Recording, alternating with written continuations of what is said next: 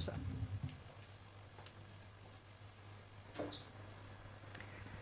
各位弟兄姊妹午安，歡迎大家嚟到十架基督教會。好感恩我哋能夠繼續去睇腓立比書。之前我哋用咗14篇道睇完成本嘅腓立比書，然後喺2個月前我哋開始去回顧。我哋嘅大題目係肥書回顧。一方面我哋希望回顧腓立比書啦，另外一方面我亦都希望透過肥書回顧，讓我哋每一個都成為一隻肥豬，就係 FAT 嘅意思 ，faithful 我哋忠誠委身 ，available 我哋隨時候命，同埋 teachable 我哋樂於受教。大家應該記得呢個線形結構㗎。腓立比書裏邊，保羅最想突出嘅係中間嘅部分，就係基督之歌。我哋呢個回顧系列呢，係會由外至內去進行嘅，所以上次我哋睇咗最外圍嘅 A、B、B' 同埋 A'。今日呢，我哋就會睇 C 同埋 C'，係保羅去講述佢自己嘅部分。我哋有一個腓立比書嘅超濃縮版嘅，咁喺呢5篇嘅回顧篇呢，每次我哋都會重溫呢個超濃縮版，希望幫助我哋呢記得腓立比書嘅重要片段。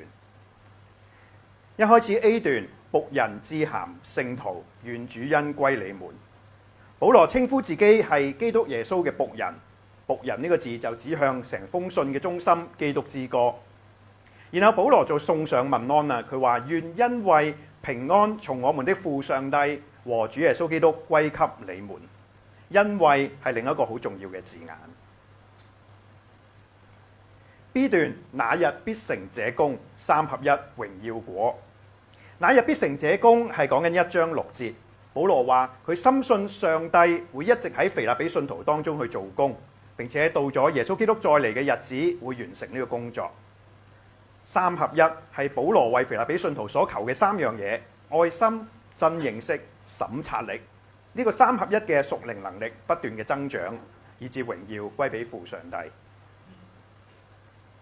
C 段，活着就是基督，死活基督顯大。喺 C 部分，保羅首先分享佢嘅近況。佢話到佢雖然被軟禁，但係為着福音能夠興旺，弟兄們能夠更放膽去傳道，佢就非常開心。然後保羅分享佢嘅內心世界。佢話無論是生是死，總要讓基督喺佢身上照常顯大，因為我活着就是基督，死了就有益處。保羅定義佢無論係生死，都要為咗榮耀上帝。呢段天文相稱福音係1章27節。保羅話：你們作為天國公民，行事為人要與基督嘅福音相稱。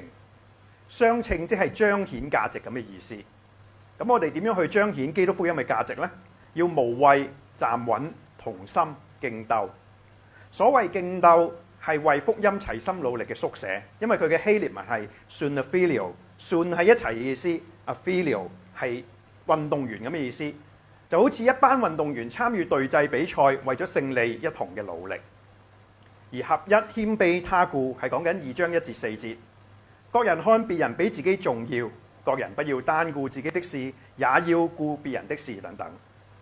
最後以基督心為心係2章5節。我哋要思想喺耶穌嘅心中，究竟乜嘢先係合一、謙卑同埋他顧？依部分就係最重要嘅基督之歌。8重下降係指耶穌基督從本與上帝同等，一路虛己，一路下降，直到全心信服，以至於死，且死在十字架上。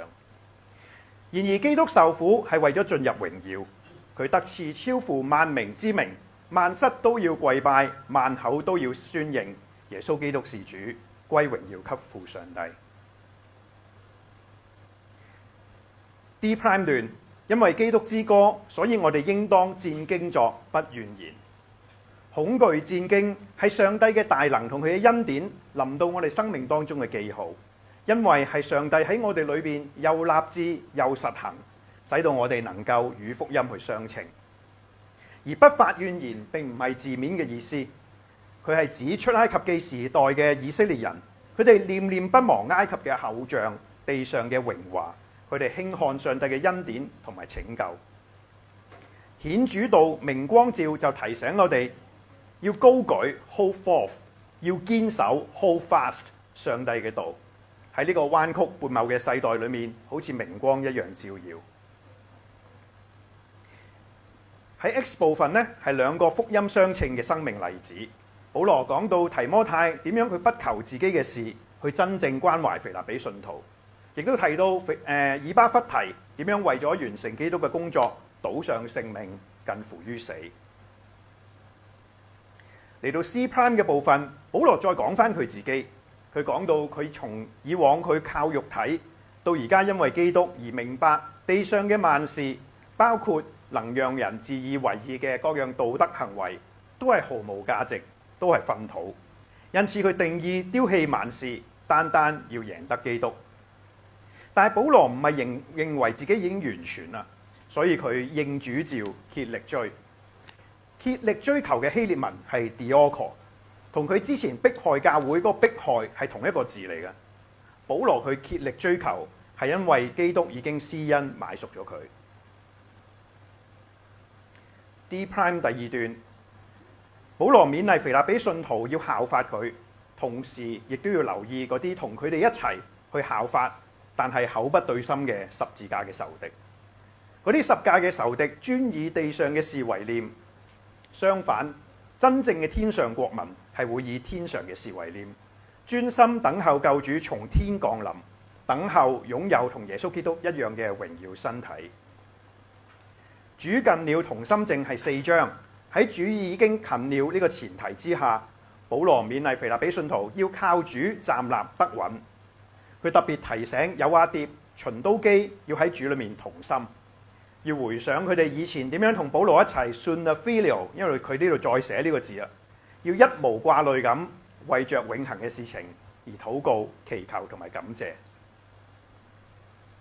最後 B prime， 保羅對腓立比信徒嘅感謝，但係佢唔想佢哋誤會或者錯估咗佢哋奉獻嘅作用，所以佢呢度佢強調自己係知足嘅，佢亦都表明佢其實唔係求饋贈。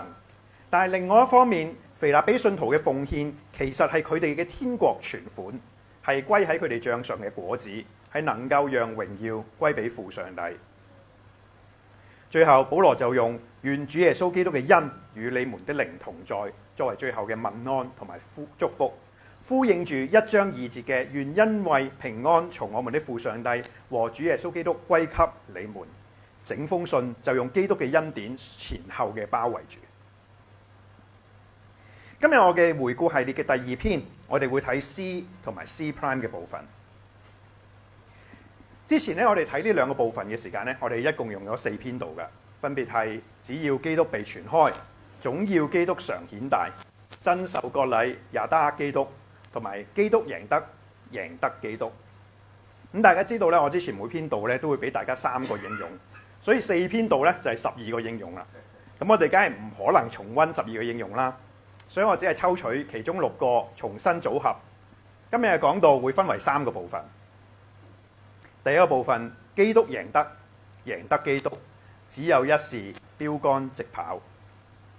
第二部分係丟棄萬事，只求主義，祈求天國也得基督。最後第3部分，無論是生死，基督常顯大，十架愛催逼，死活全為主。第一個部分，基督贏得基督，只有一事，標竿直跑。3章12節，這不是說我已經得着了，已經完全了，而是竭力追求，因為基督耶穌已經先贏得了我。我只有一件事，就是忘記背後，努力面前的，向着標竿直跑。括號裡面嘅翻譯呢，其實係英文 ESV 聖經，我將佢翻譯翻為中文。英文 ESV 聖經佢話 Because Christ Jesus has made me his own。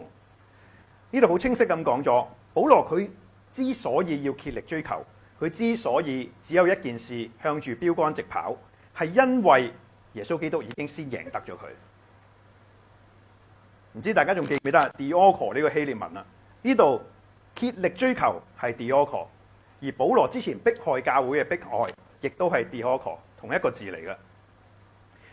保羅佢竭力追求忠心事主嘅根基，永遠都係主耶穌基督喺佢仲係罪人嘅時間，主動去呼召買贖咗佢，係嗰份嘅恩典，唔係我哋先去愛上帝，唔係我哋突然間醒悟悔改，而係因為基督耶穌已經先贏得了我。Because Christ Jesus has made me his own。咁我哋會問啦，耶穌基督係點樣贏得保羅嘅呢？我估保羅咧可能唔止一次去向腓立比教會嘅弟兄姊妹咧分享過佢嘅見證。今日咧我哋好榮幸請到保羅弟兄嚟到同我哋分享佢人生當中最重要嘅見證。我哋有請保羅弟兄。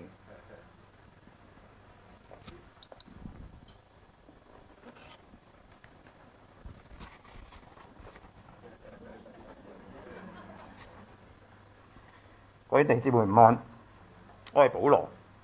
以前我個名叫掃羅。今日我想同大家去分享一個從 Dioko 逼迫者成為 Dioko 追隨者嘅故事，係我人生當中最重要嘅故事。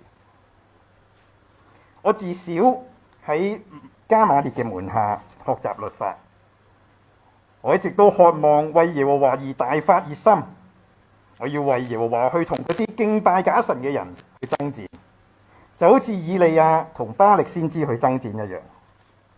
我渴望去清除嗰啲背叛耶和華嘅人，就好似摩西招聚利未人去擊殺嗰啲拜金謀獨、死不悔改嘅人一樣。我仲記得加瑪列老師嘅話，喺嗰一日，當彼得、約翰佢哋係因為喺聖殿裏面宣揚耶穌基督已經復活呢個信息，而被帶到議會面前嘅時間，老師站起嚟去話：我勸你哋唔好管呢啲人啊，由得佢哋啦。佢哋所謀所為，若果係出於人，必要敗壞；但係若果係出於上帝，你哋就唔可以敗壞佢哋。恐怕你們倒是攻擊上帝。我當時聽住，心裏面不以為然。我心諗，老師你太過謹慎啦！呢個拿撒勒人耶穌分明就係被詛咒掛喺木頭上面，佢點可能係出於上帝嘅呢？於是我比任何人更加熱心咁去敗壞佢哋。我定義要維護上帝嘅榮耀。那些年，當我睇住嗰啲跟隨耶穌宣告佢係彌賽亞嘅人嘅時間，我心裏面燃燒住憤怒。耶和華嘅聖者豈能夠容許褻瀆？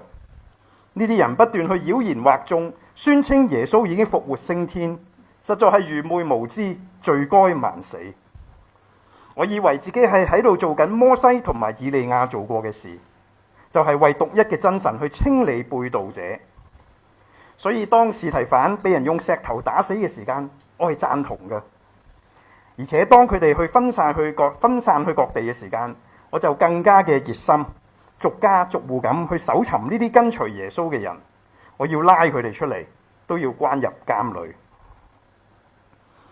我以為我當時係行喺先知嘅道路上面，我以為我所做嘅係維護耶和華嘅榮耀，我以為我嘅狂熱就係我愛耶和華上帝嘅明證，就係我係一個義人嘅憑據。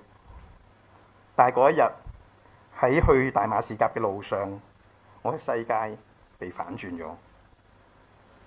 我清楚記得嗰一日，我手裏面攞住大祭司所簽發嘅信，心裏面燃燒住狂熱，我腳步熱切咁行去大馬士革。我心裏面諗，如果我能夠揾到呢啲信耶穌嘅人，無論男定係女，我都要將佢捆綁帶去耶路撒冷。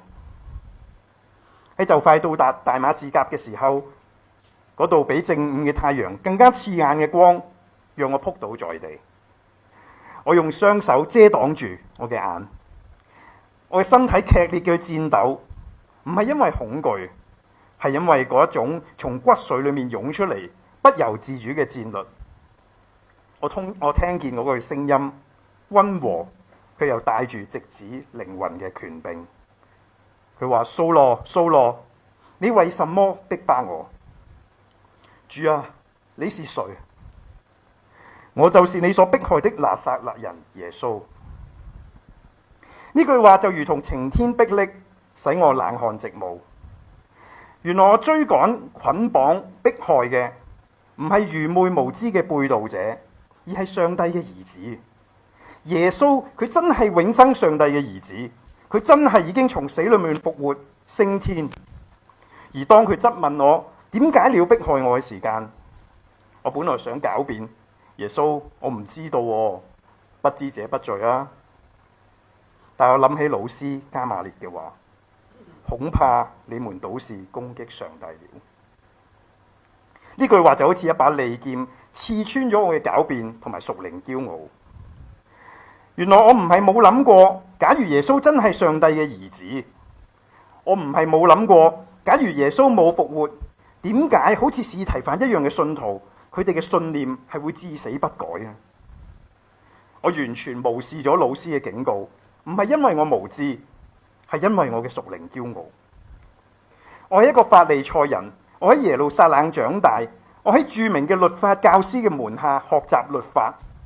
我唔想去相信嗰啲冇受過正統訓練嘅漁夫、稅吏能夠比我更加接近、更加明白上帝嘅旨意。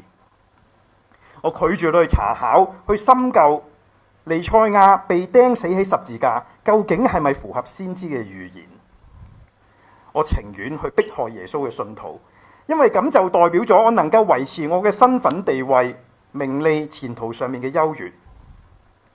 老師係啱嘅。我以為自己喺度為上帝而熱心，其實我就做緊佢警告嘅事。我唔係無知，我係心甘情願咁攻擊上帝自己。當我腳步熱切咁走向大馬士革，我同時係腳步熱切咁奔向地獄。嗰一刻，我趴喺地上面，我世界完全黑暗，唔係因為我眼睛已經睇唔見，而係因為我睇見。我睇見我整個人其實喺黑暗當中，喺耶和華上帝嘅面前，我無處可逃。我諗起我先祖大衛嘅詩篇，我往哪裏去躲避你的靈？我往哪裏逃躲避你的面？所以我用發抖嘅聲音喺絕望懊悔中去問主啊，我該做什麼？起來進大馬士革去，在那裏有人會把指派你做的一切事告訴你。我就被帶到去大馬士革，3日唔能夠看見，唔能夠吃，唔能夠喝。我哭啦，唔係為着失去視力而哭泣，我係為自己嘅愚頑而嚎啕大哭。喺黑暗當中，我用先祖大衛嘅詩篇向耶和華祈禱。我話上帝啊，求你按你嘅慈愛恩待我，按你豐盛嘅憐憫逃去我嘅過犯。我向你犯罪，唯獨得罪了你。諗到呢句話嘅時間，我嘅心如被刀割，唯獨得罪了你。我咁樣一個驕傲、心甘情願咁去迫害上帝兒子嘅人，仲有臉嚟同上帝求赦免嗎？然而就喺呢個使人絕望嘅自責當中，有一句經文，有一個應許，如同一道光穿透我身處嘅黑暗。你們的罪雖像朱紅，必變成雪白；雖紅如丹顏，必白如羊毛。雖像朱紅，必變成雪白。但我嘅罪豈止係朱紅呢？嗰個係司提反額頭上面流落嚟嘅血紅，係我親手攻擊迫害上帝兒子嘅心紅。但係呢個應許係點樣能夠成就嘅呢？他誠然擔當我們的憂患，背負我們的痛苦，我們卻以為他受責罰，是被上帝擊打苦待。他為我們的過犯受害，為我們的罪孽被壓傷。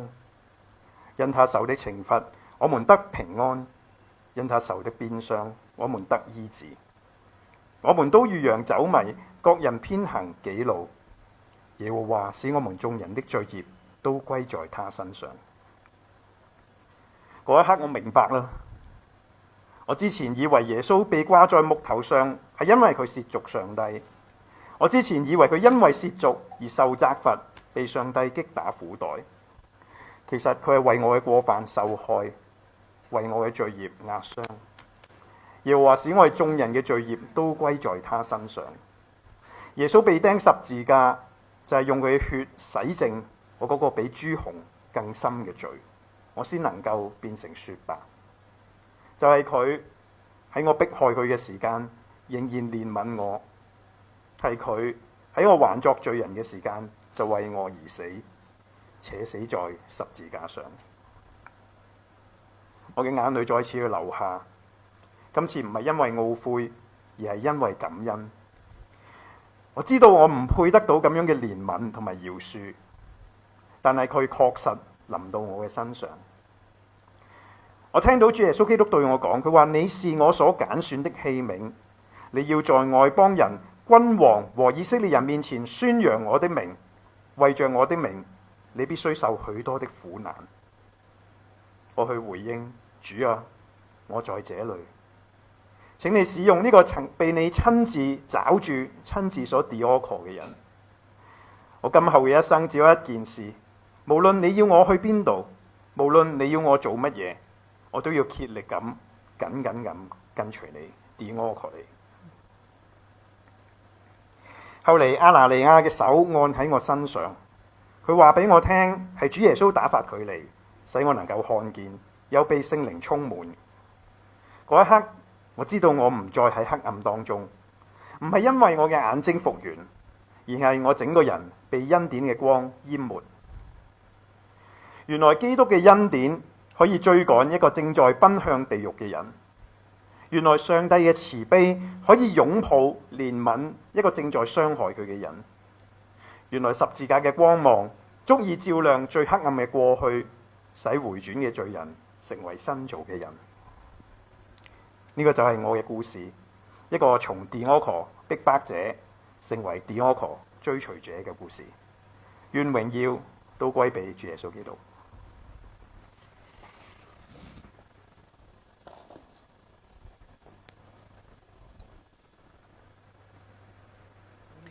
多謝保羅弟兄嘅見證分享。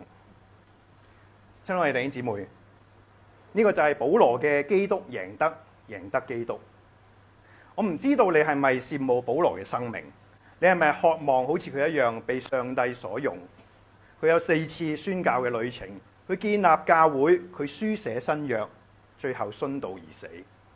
但係保羅佢自己話俾我哋聽，呢一切嘅根源係基督耶穌已經先贏得了我。我哋唔一定能夠好似保羅一樣成為宣教士或者牧師，但係如果你渴望好似佢一樣成為一個基督徒，唔係半個嘅基督徒，你必須要經歷基督耶穌先贏得了我。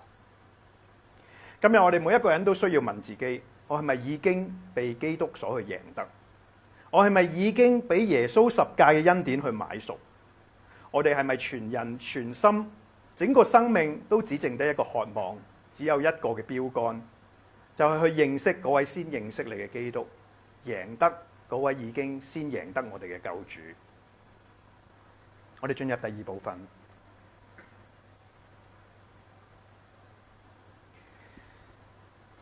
第二部分，丟棄萬事，只求主義，喜求天國，也得基督。剛才係聽咗保羅佢自己嘅故事，嗰個喺大馬士革路上被恩典去追趕，被基督嘅愛俘虜嘅見證。而家讓我哋思想一個更加深入嘅問題：當一個人咁樣去被基督去贏得之後，佢會變成咩樣嘅呢？保羅俾我哋嘅答案係，佢會變成一個為基督而瘋狂嘅人，一個喺世人眼中徹底癲咗嘅人。讓我哋睇下呢個瘋子喺腓立比書3章所講嘅說話。保羅話：我以認識我主耶穌基督為至寶，我為他已經丟棄萬事，看作糞土，為要贏得基督，並且得以在他裏面有信基督的義。3章10節我用咗呂振中譯本，佢話使我認識、愛慕、經歷。希臘文係 ginosko， 如果去翻希伯來文係 yada。認識、愛慕、經歷基督同埋佢復活嘅能力，同埋同佢一同有受苦嘅團契，並且有同佢同死嘅形質。點解我會話保羅係為基督瘋狂呢？其實我哋唔係第一次去讀呢段嘅經文。但係如果我哋真係好細心咁諗一諗，我哋就唔難去察覺裏面所講嘅其實係好驚人、好驚人嘅。或者我哋試去想像一下，有一個青年才俊，佢叫阿坡。佢本身係出生於一個跨國精英嘅家庭，佢嘅家族喺學術啦、喺法律啦、喺宗教嘅領域都有好深嘅影響力。佢擁有世界首屈一指名牌大學嘅博士學位，佢嘅老師係諾貝爾獎級嘅學者，佢自己精通多國語言、古典文獻，佢有良好嘅操守，道德純正。佢30歲之前呢，已經入咗國家級嘅司法宗教委員會，被視為呢兩個領域嘅未來領袖、明日之星。而且最近幾年呢，佢致力去維持宗教嘅純正，佢努力去揭發一個顛覆社會嘅邪教。呢個教係敬拜一個叫做耶穌嘅死刑犯嘅。於是阿坡咧就好熱心去追捕呢個教派當中嘅信徒。然後有一日，佢喺 Facebook、佢喺 Instagram 嗰度宣告，佢話：我以認識耶穌為至寶，我為他已經丟棄萬事，看作糞土，為要贏得耶穌。咁你估下下邊有啲幾多留言呢？哇！阿坡你癲咗啊！你係咪受咗咩刺激啊？丟棄萬事，咁你人生仲剩低啲乜嘢啊？但係其實嘅更瘋癲嘅喺後邊。阿坡唔單止要丟棄萬事，佢更加要認識、愛慕、經歷耶穌嘅一切，係成為佢嘅至寶。佢要唾棄佢過往嘅成就同志意，單單追求耶穌嘅義。佢更加渴望喺耶穌嘅受苦裏面有份啊！佢仲渴望有耶穌同死嘅形質。佢深信佢最後會經歷同耶穌一樣復活嘅能力。你知道我所講嘅阿坡其實係保羅。喺遇見基督之前，保羅係一個世人眼中嘅青年才俊、明日之星。但係喺被基督贏得之後，佢嘅人生價值觀完全被顛覆。佢發現佢一直所看重嘅血統、學歷、地位、熱忱等等，全部都係毫無價值嘅糞土。呢個糞土咧，其實翻譯嘅時間咧，用咗一個好斯文嘅譯法。其實若果直接翻譯咧，應該係糞便。保羅話：地上嘅萬事唔單止毫無價值，而且係讓人厭惡嘅糞便。點解保羅要用一個咁絕對嘅詞呢？因為保羅佢食咗 Matrix 入邊嘅紅色藥丸，佢擺脫咗呢個注定滅亡嘅世界嘅奴役同埋控制，佢歡歡喜喜咁擁抱為永恆國度而戰嘅屬靈真相。地上嘅萬事從永恆嘅角度嚟睇，唔單止係毫無價值，而且從贏得基督作為目標呢個角度嚟睇，更加係負累、係阻礙、係干擾。所以保羅話：讓人厭惡，唔好阻住我。保羅要專一咁贏得基督，同時咧亦都係叫做亞達基督。剛才講過，亞達係希伯來文，希臘文咧係 Ginosko， 兩個字咧基本上係同樣嘅意思嘅。保羅喺呢度用嘅 Ginosko 咧，呢個字咧係現在式，相當於英文嘅現在進行式。意思就係話呢個認識呢個 Ginosko 咧係持續進行、不斷加深，唔係一次就搞掂嘅。而喺不斷 Ginosko 亞達基督嘅過程當中，其實亞達呢個字咧係有好多重嘅含義，包括認識、愛慕、經歷。保羅渴望亞達基督唔單止係頭腦上面知識上嘅認識，而係生命嘅聯合，係一場與復活基督嘅深度戀愛。我哋詳細睇下亞達基督究竟包括啲乜嘢。第一，有信基督嘅義，全句係不是有自己因律法而得嘅義，而是有信基督嘅義。呢場深度嘅戀愛係開始於不求自義，只求主義。開始於我哋真係知道，我哋喺聖潔嘅上帝面前都係虧缺佢榮耀嘅罪人。開始於我哋真係知道係基督耶穌先贏得我哋，而呢個基督嘅義係非常非常嘅寶貴。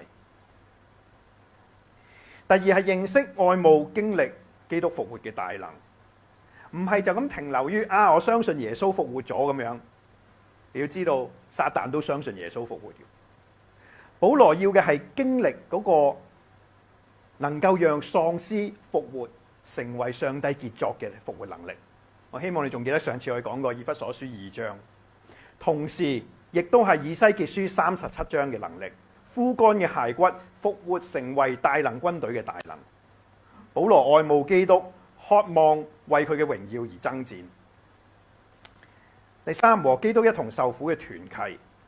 團契呢個字咧，除咗喺聖經裏面咧譯做團契 fellowship 之外咧，係咪某啲地方咧會譯做 partnership， 即係伙伴關係、命運共同體嘅意思。保羅要嘅就係喺基督嘅受苦當中成為佢嘅伙伴。聽起嚟好瘋狂，係咪？邊個會諗啊？我好想同某個人一同受苦。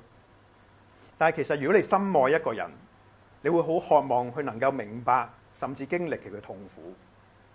保羅愛基督愛到一個地步，佢話：你走嘅十架路我都要走，你喝嘅苦杯我都要喝，你為福音所受嘅苦我都要受。呢個唔係自虐，而係愛到極致嘅表現。最後有和基督同死嘅形質，呢一點我哋要花多少少時間去解釋。咩叫有同死嘅形質呢？同形質呢個咧係一個字咧，本身希臘文咧係一個好特別嘅組合字，由兩個部分組成。前半係 soon， 即係一齊咁嘅意思；後半部分咧係莫非。莫非呢個字咧喺中文好難翻譯，佢就譯做呂振中譯本譯做形質，係因為咧中文冇一個詞語可以表達佢嘅意思。佢唔係指外在嘅形象啊，係講緊所謂發於內、形於外咁嘅意思。內在嘅本質喺外在嘅體現。英文係 an outward expression of inner essence 咁樣嘅意思，所以又有裏邊又有外面。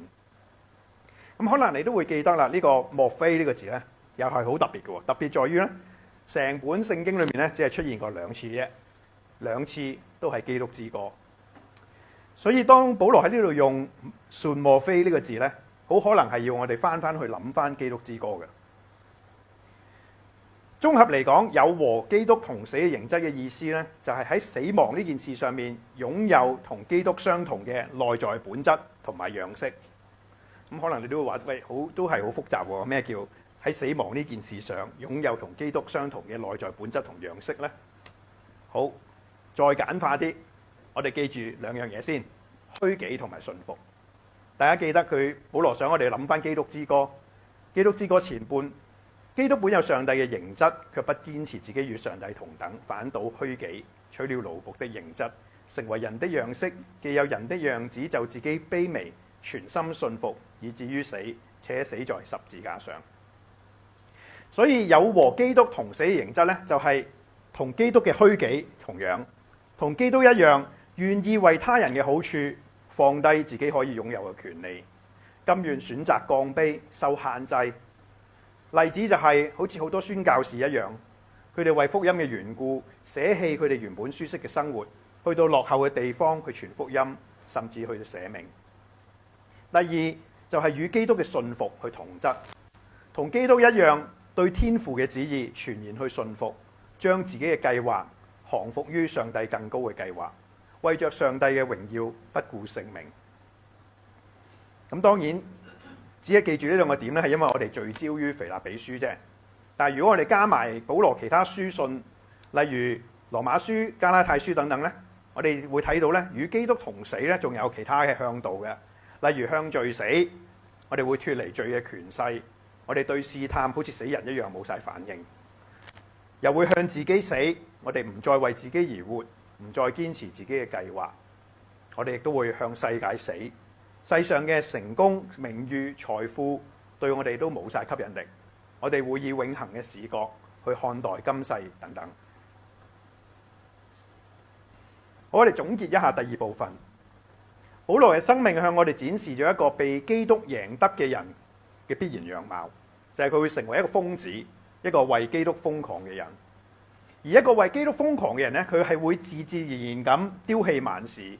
自自然然咁視萬物如糞便，自自然然咁只係求主嘅義，只係求主嘅國，要追求也打基督。所以親愛嘅弟兄姊妹啊，保羅嘅生命喺度挑戰我哋係咪渴望為基督而去瘋狂呢？頭先嘅第一部分提醒我哋個根基係基督贏得，係基督嘅恩典先捉住我哋，而第二部分就顯明。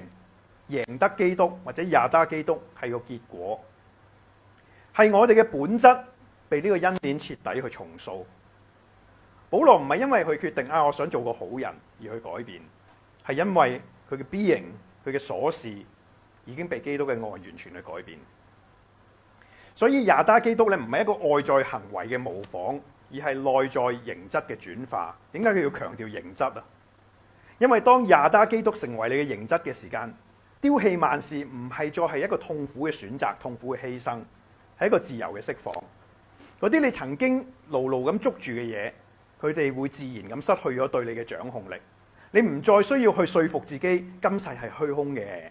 當基督成為你生命至寶嘅時間，嗰啲萬事喺你眼中嘅價值必然會改變。所以我哋唔好從 doing 開始，我哋要從 being 去開始。今日讓我哋每個人都去反思，喺我哋嘅生命核心有冇邊啲嘅部分仲未向基督嘅恩典去降服？有冇邊啲內在嘅形質？譬如我哋安全感嘅來源，我哋嘅價值判斷，我哋嘅恐懼，我哋嘅渴望，仍然喺度抗拒緊與基督去同死。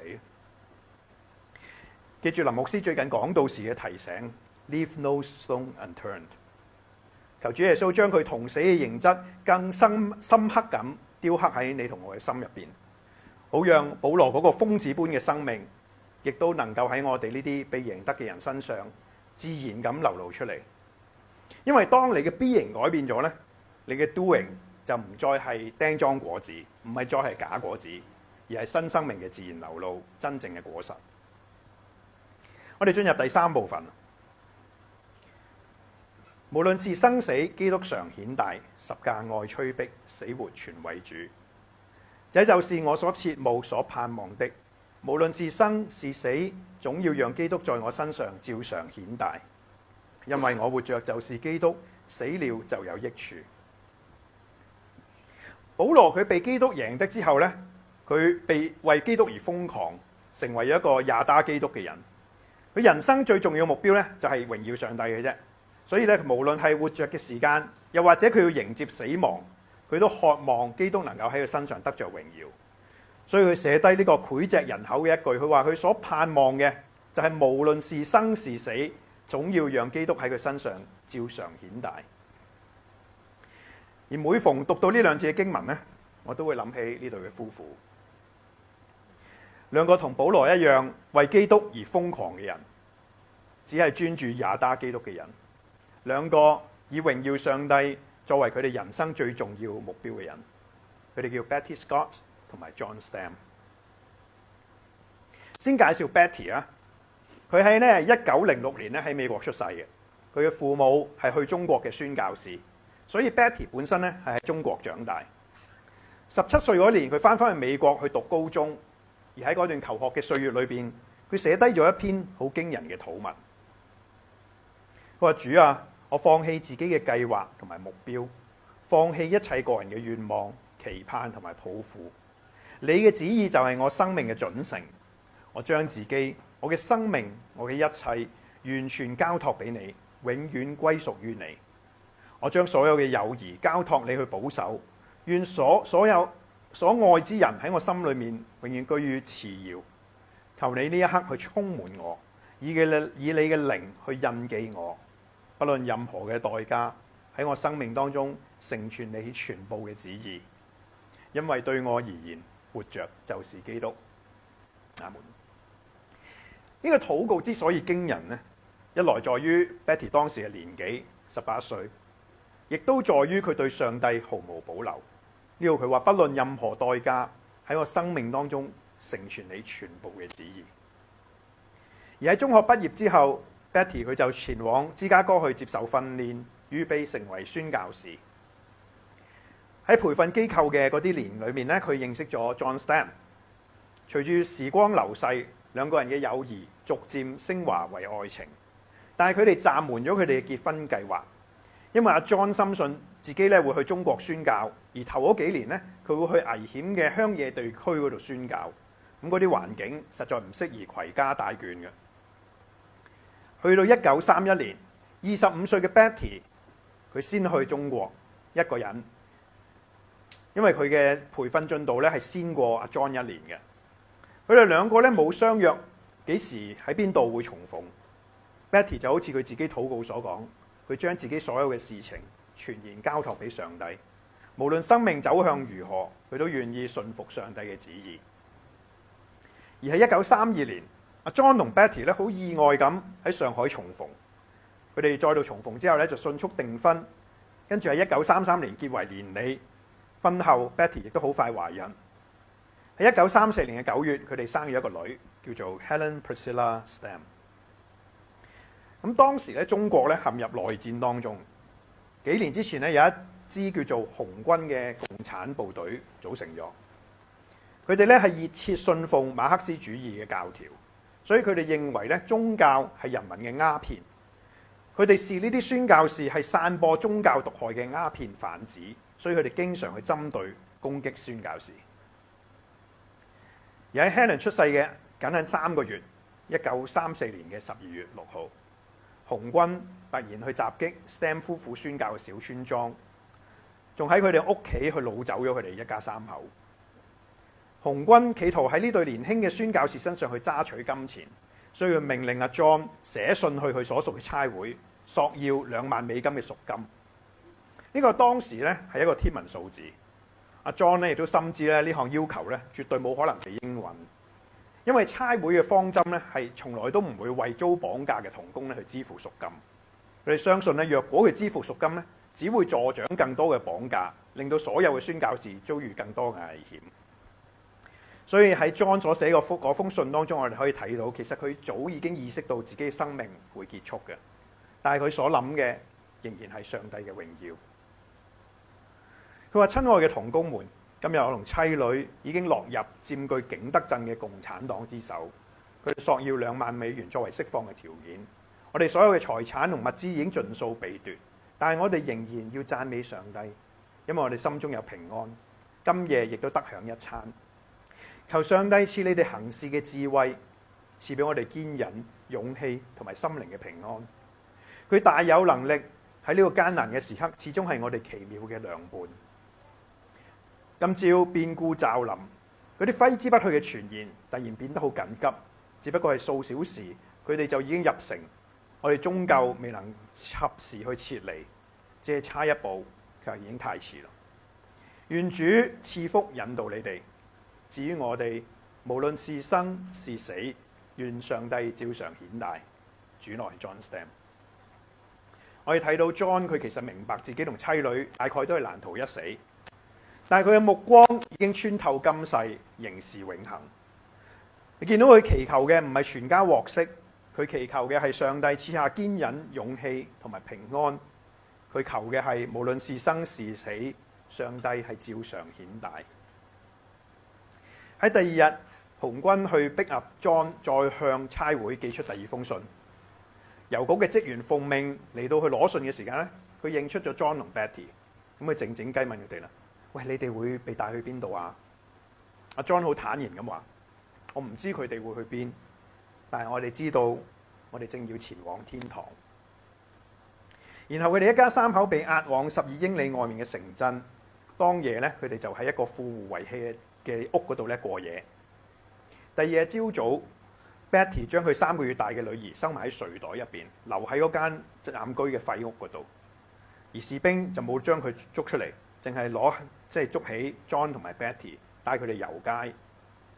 某一刻，佢就喝令 John 停低，跪喺地下。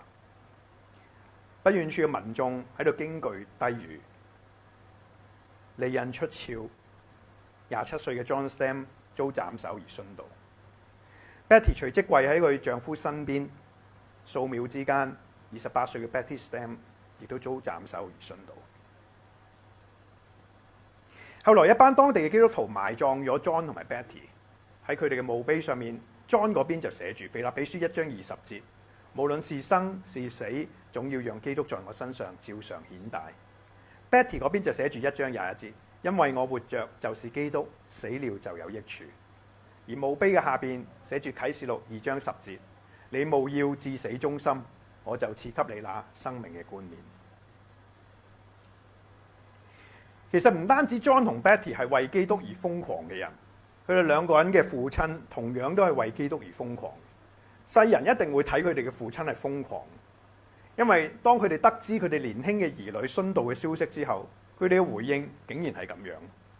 Betty 嘅父親話：佢哋嘅死絕非係徒然，殉道者嘅血一直都係教會嘅種子。因着佢哋對主嘅全然奉獻，呢一刻我彷彿聽見我嘅愛女喺天父座前去讚美佢，因着佢哋被視為配得為主嘅名受苦而發出讚美。阿 John 嘅父親就話啦：呢個睇嚟好似一個巨大嘅犧牲，但係仍然冇辦法同上帝賜下佢獨生愛子所彰顯嘅恩典去相比。我哋堅信羅馬書8章28節嘅應許，我們曉得萬事都互相效力，叫愛上帝的人得益處，就是按他旨意被召的人。這樣的榮耀有何能及？我哋親愛嘅孩子 John 同埋 Betty 已經歸主懷，佢哋生前愛主是主，如今亦都與佢同在。這樣的榮耀有何能及？殉道者嘅血一直都係教會嘅種子。呢個真係完全世人唔能夠明白，會視為瘋狂嘅反應。但係喺嗰啲已經被基督贏得並且定義只係也打基督嘅人嚟講，為基督而受苦，為佢而殉道，實在係一件榮耀嘅事。親愛的弟兄姊妹，我諗我哋好多人唔係第一次聽 John 同 Betty 嘅故事，不過可能有啲係第一次聽嘅。無論如何，我想問嘅係，你有咩感覺？你係為着佢哋生命見證而感動，係為着今日我哋喺香港做基督徒唔使面對類似嘅威脅而慶幸，係為着做基督徒有可能受苦而害怕，定係為着佢哋能夠有為基督殉道嘅榮耀而羨慕呢？定抑或其實我已經冇乜感覺？你知唔知道保羅、阿 John 同 Betty 佢哋有咩感覺？當佢哋被基督贏得，為基督而瘋狂，佢哋有咩感覺？我哋睇下今日最後兩節嘅經文。原來基督的愛催逼着我們，因為我們斷定一個人替眾人死了，眾人就都死了。他替眾人死了，為的是要使活着的人不再為自己活着，卻為那替他們死而復活的主而活。乜嘢係基督嘅愛？係一個人替眾人死嘅愛，係十架犧牲嘅愛。原來基督的愛催逼着我們。催逼呢個字咧，英文聖經用有啲用 control， 有啲用 compel， 所以唔單止係催逼啊，更加係掌控，係迫使，係推動。弟兄姊妹，基督嘅愛係非常強而有力嘅，甚至能夠讓我哋身不由己。就好似一首流行曲啊，唔知你知唔知叫做《愛如潮水》。基督嘅愛好似潮水，好似巨浪咁樣迫使推動住我哋，讓我哋唔再為自己而活，只係為基督而活。咁好似保羅啊、John 啊、Betty 呢啲喺基督愛嘅巨浪當中被催逼住嘅人，有咩感覺呢？我會諗就好似呢個圖入邊嗰個滑浪者咁樣，好開心、歡喜快樂咁向住巨浪推動我哋嘅方向前進。嗰個方向係咩啊？係上帝嘅榮耀。願我哋每一個都成為基督瘋狂嘅滑浪者。讓我哋一同祈禱。